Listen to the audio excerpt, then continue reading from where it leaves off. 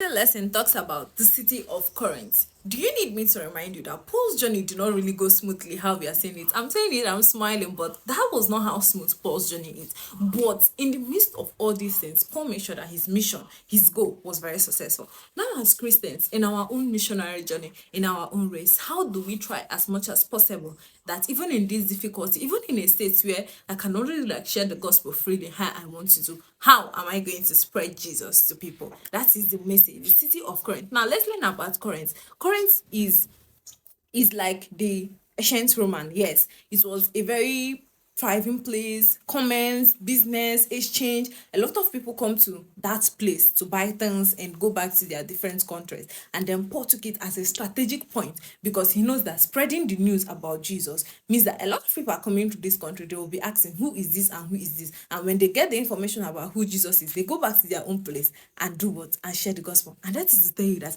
as a Christian, as a preacher of the gospel, as an evangelist, when you're spreading the gospel, be strategic.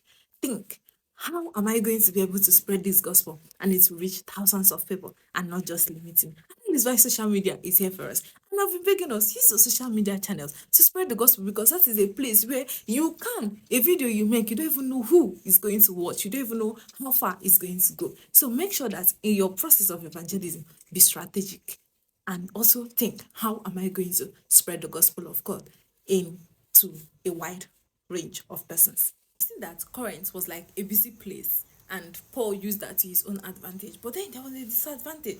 These people, they were idolatrous. They, in fact, they had a lot of prostitutes because they said that they were ritual prostitutes at beginning, prostitutes used for ritual for a god like that, and a lot of things. And Paul had to overcome this type of thing. Do you know like what he had to do to convince people that okay, your practices, these things are not the proper thing to be done. There are things that should be properly done, and you are not doing it right. Paul did that in Corinth. Now, in addition to this religious confusion, Corinth was also known for its sexual licentiousness. A Greek geographer and historian Strabo, he mentioned that there were thousands sacred prostitutes devoted to the worship of Aphrodite in her temple at Corinth. Now, although many scholars view this with suspicion and connect this to the claim of Athenian propaganda because the Athens and the people of Corinth, they were never working hand in hand, but in the olden times there was an issue between adultery and a whole lot more.